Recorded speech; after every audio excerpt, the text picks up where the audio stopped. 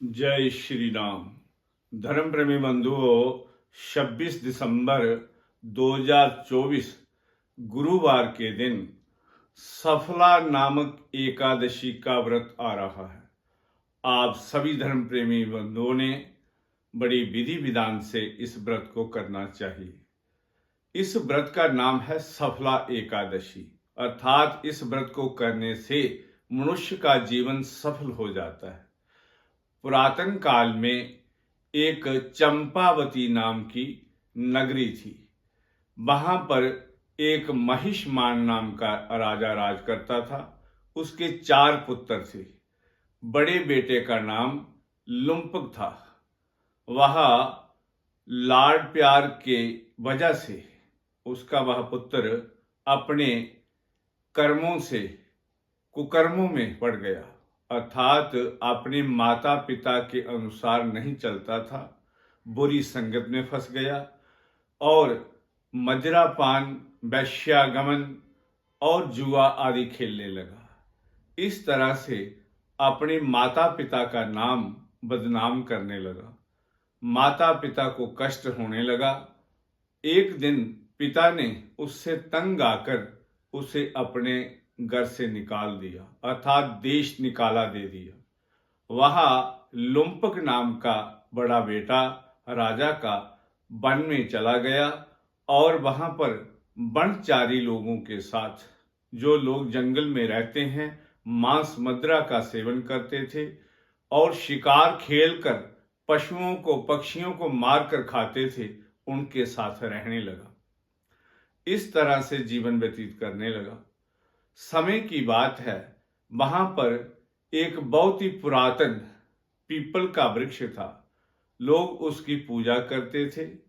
उसमें देवी देवताओं का वास था। एक समय पोष मास कृष्णा पक्ष एकादशी का दिन वहां पर वह उस पेड़ के पास चला गया और वहीं पर रहता था। एक दिन एकादशी, सफला एकादशी का पवित्र पावन दिन था। वहां पर रहते हुए उसे उस दिन खाने को कुछ नहीं मिला और इतनी ठंड थी कि उसके पास कोई वस्त्र भी नहीं थे।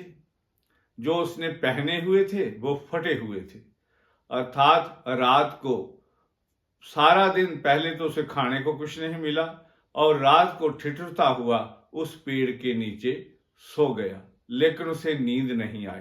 इतनी ठंड में उसको नींद नहीं आई और सुबह होते वह बेहोश हो गया। जब सूर्य भगवान की किरणें उसके शरीर पर पड़ी, उसको चेतना आई तो भगवान से कहने लगा, हे प्रभु, मैं अति पापी हूं, अति दुराचारी हूं, अति कामी हूं, जुआ खेलने वाला हूं, माता पिता को कष्ट देने वाला हूं, जीवन में मैंने कोई भी शुभ कार्य नहीं किया। हे प्रभु, मुझे क्षमा कीजिए। भगवान बड़े दयालु हैं। जो कोई भी समय पर अपने आप को समझ लेता है, सुधार लेता है, अपने कुकर्मों को छोड़ देता है, भगवान उस पर दया कर देते हैं। भगवान ने उसकी बात सुन ली और उसे सद्बुद्धि प्राप्त हो गई। जब मनुष्य को अपने पिछले कर्मों से तौबा हो जाती है, अर्थात अपने आप को सुधार लेता है, अपने पिछले बुरे कर्मों को भूल जाता है, शुभ कार्य करना शुरू कर देता है, उसका तन मन पवित्र हो जाता है, भगवान उस पर अवश्य दया करते हैं। वह अपने घर चला आया और अपने माता पिता से क्षमा याचना करने लगा कि मैंने आपकी आत्मा को बड़ा दुख दिया है, आपके नाम को बदनाम किया है। हे पिताश्री, आप मुझे क्षमा कीजिए। आज से मैं ये कुकर्म नहीं करूंगा, अपना शुद्ध आहार करूंगा और नित्य कर्म करूंगा, अपने धर्म का पालन करूंगा, सभी पर दया करूंगा, सभी प्राणियों पर दया करूंगा, किसी का हत्या नहीं करूंगा, मांस मदिरा का सेवन नहीं करूंगा।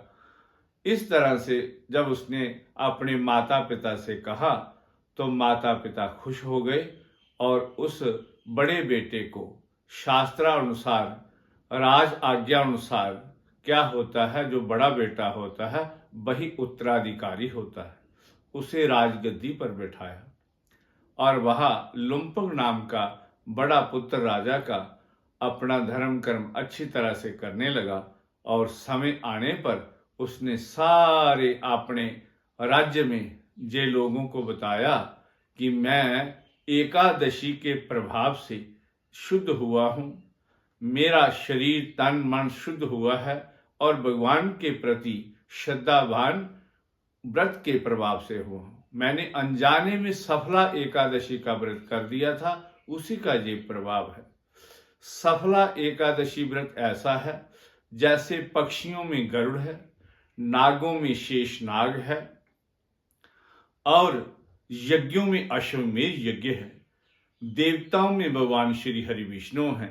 ऐसे ही सभी व्रतों में एकादशी का व्रत श्रेष्ठ है और सभी मनुष्यों को इस व्रत का प्रभाव देखना चाहिए, अर्थात इस व्रत को करना चाहिए।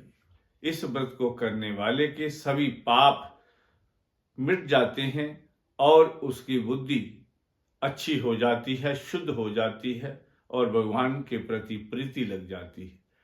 जो भी सफला एकादशी का व्रत करता है उसका जीवन अवश्य ही सफल होता है। इसलिए धर्म प्रेमी बंधुओं, आपसे प्रार्थना है इस व्रत को अवश्य कीजिए। इस वीडियो को शेयर कीजिए, लाइक कीजिए, कमेंट कीजिए, ताकि सभी धर्म प्रेमी बंधु इस व्रत की कथा को सुने और ये जाने कि सफला एकादशी का व्रत अवश्य ही जीवन सफल करता है। जय श्री राम।